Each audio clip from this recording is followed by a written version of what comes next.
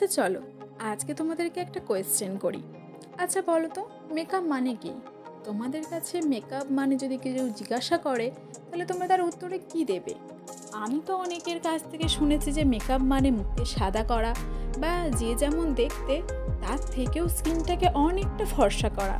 মানে মেন কথা বলতে গেলে বোঝা যায় যে মেকআপ মানেই হলো ও যেন তেন প্রকারেণ তাকে ফর্সা করে দেয়া। আবার অনেকের মুখে শুনেছি যে মেকআপকে তারা ময়দাটার সাথেও তুলনা করে। অনেকের মতেও তাই, মেকআপ মানে মুখে ময়দাটা মাখা। আচ্ছা সত্যিই কি ময়দাটার দামে অত মেকআপ প্রোডাক্ট পাওয়া যায়? আমার তো জানা নেই। যদি কারো জানা থাকে তাহলে আমাকে কমেন্ট করো, আর তার কাছ থেকে আমি পারচেসও করবো।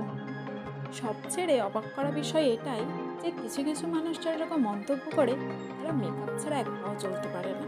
তো যাই হোক, আজকে আমার মিষ্টি ক্লায়েন্টের কাছে আমি পৌঁছে গেছি। তো ওকে আমি আগে থেকে দেখিনি বা আগে থেকে আমি কোনো ওর সাথে কোনো কনভারসেশনে আমার হয়নি। তো ফার্স্ট টাইম ওকে আমি দেখলাম, আর ও কী পড়বে না পড়বে সেই সবও আমি জানি না, ওকে আমি কোনোভাবেই গাইড করিনি।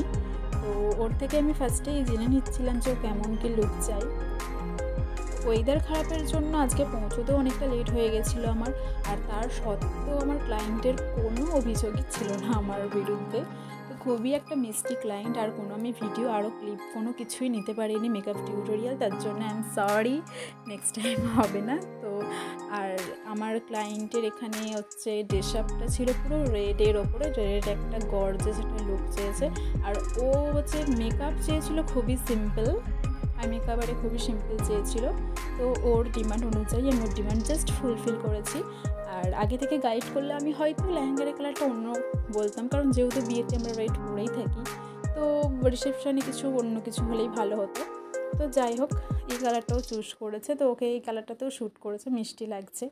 তো ফাইনাল লুক ওটাই ছিল। কেমন লেগেছে সবাই জানিও, কমেন্ট করো, আর খারাপ লাগলেও সেটাও কমেন্ট করে জানিও। তো দেখা হচ্ছে নেক্সট কোনো ভিডিওতে, আবার আসবো। তো সবাই ভালো থেকো, টাটা। আর আমার ভিডিও দেখার জন্য যারা আমাকে কমেন্ট করো, লাইক করো, তাদেরকে অনেক অনেক ভালোবাসা। টাটা।